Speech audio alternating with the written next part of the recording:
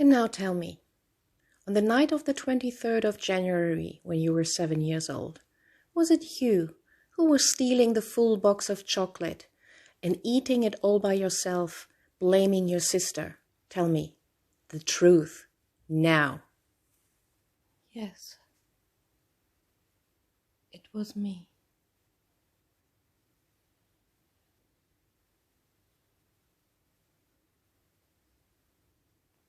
I was eating it all by myself.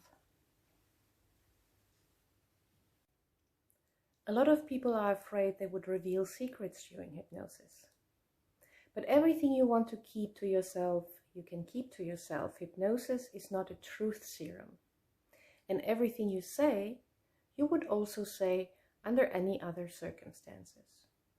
Hypnosis is an effective tool for you to change something about the way you feel, think, and behave so that you can take back control of your life and feel better.